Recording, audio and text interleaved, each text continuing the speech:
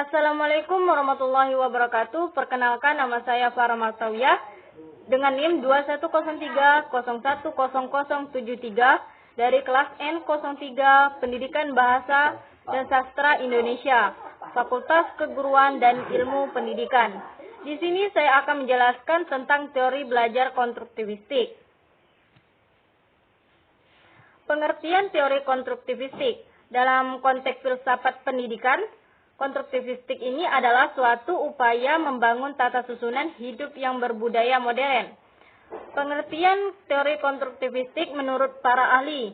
Yang pertama yaitu menurut Hill, adalah tindakan mencipta suatu makna dari apa yang sudah dipelajari seseorang.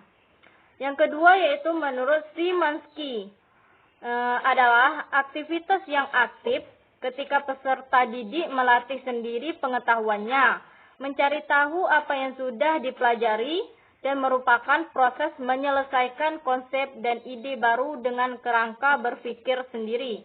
Yang ketiga yaitu menurut Carly dan Margareta, adalah proses belajar yang diawali dengan adanya konflik kognitif, sehingga akhirnya pengetahuan dibangun sendiri oleh peserta didik lewat pengalaman dan interaksi dengan lingkungan sekitarnya.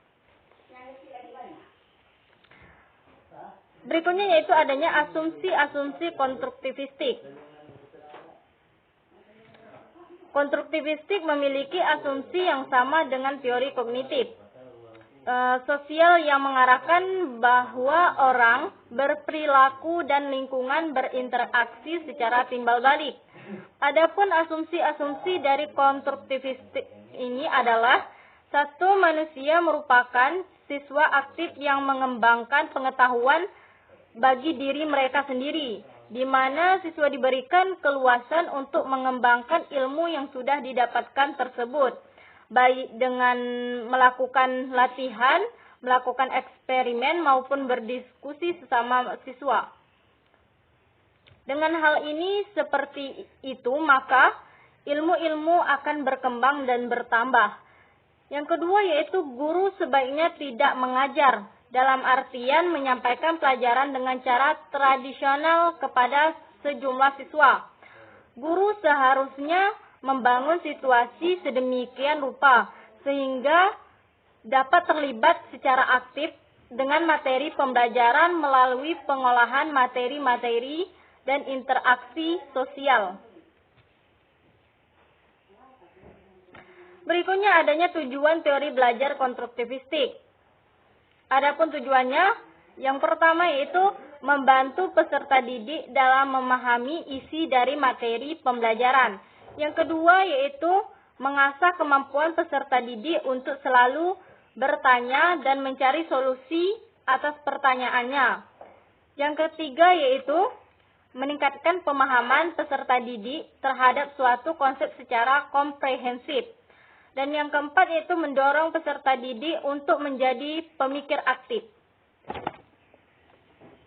Tahap pertama yaitu pada tahap ini guru harus bisa memancing peserta didik tentang suatu pokok pembahasan atau konsep, misalnya dengan memberikan sejumlah pertanyaan yang bersifat baik di kehidupan sehari-hari. Yang kedua yaitu Bapak atau Ibu meminta peserta didik untuk mencari solusi atau menyelidiki konsep yang telah dipaparkan di tahap pertama. Dengan demikian mereka bisa memenuhi rasa ingin tahunya secara mandiri. Dalam hal ini peran Bapak dan Ibu hanya sebagai fasilitator. Yang ketiga yaitu melakukan penyelidikan dan eksplorasi di tahap kedua. Pada tahap ini peserta didik diminta untuk memberikan pemaparan tentang konsep yang dirumuskan berdasarkan pengetahuan yang telah diperoleh. Yang keempat yaitu untuk mengoptimalkan tahap sebelumnya. Bapak atau Ibu mengondisikan suasana belajar di kelas menjadi lebih hangat, santun, dan penuh wibawa. Adapun keunggulan dan kekurangan teori belajar konstruktivistik. Ada keunggulannya yaitu menuntut keaktifan peserta didik untuk menemukan pengetahuan berdasarkan kematangan kognitifnya. Yang kedua yaitu teori belajar ini fokus pada kesuksesan peserta didik terhadap sesuatu yang telah ditugaskan. Dan yang ketiga yaitu peserta didik dituntut untuk berpikir secara sistematis sehingga bisa membangun pengetahuan secara komprehensif.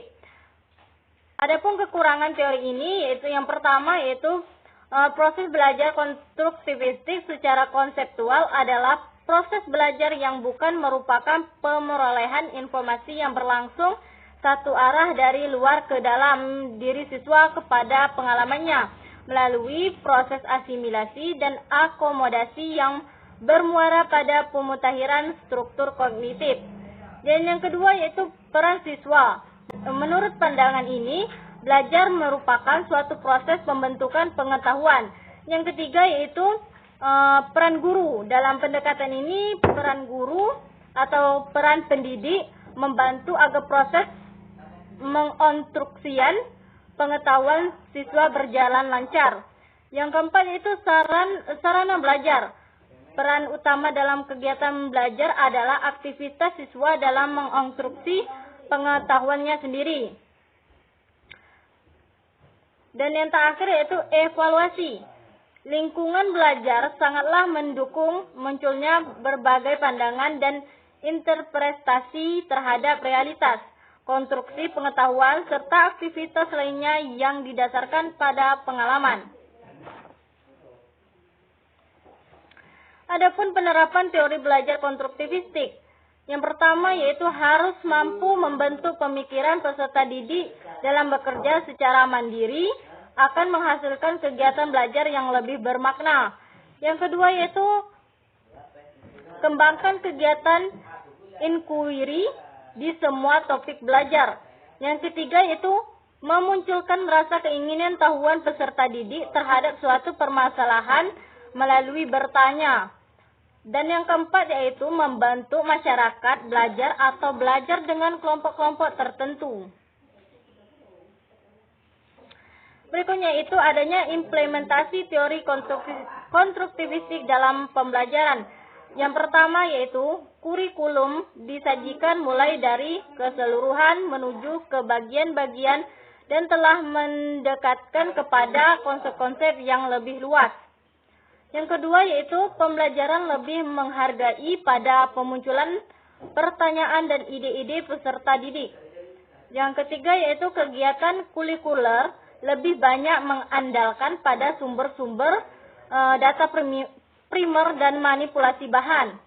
Yang keempat yaitu peserta didik dipandang sebagai pemikir yang dapat memunculkan teori-teori tentang dirinya. Yang kelima yaitu pengukuran proses dan hasil belajar peserta didik terjalin di dalam kesatuan kegiatan pembelajaran. Yang keenam yaitu peserta didik belajar dan bekerja di dalam grup. Yang ketujuh yaitu memandang pengetahuan adalah non-objektif, bersifat temporer, selalu berubah dan tidak menentu. Dan yang terakhir adalah belajar adalah penyusun pengetahuan, sedangkan mengajar adalah menata lingkungan agar peserta didik termotivasi dalam menggali makna. Sekian dari saya ucapkan terima kasih. Wassalamualaikum warahmatullahi wabarakatuh.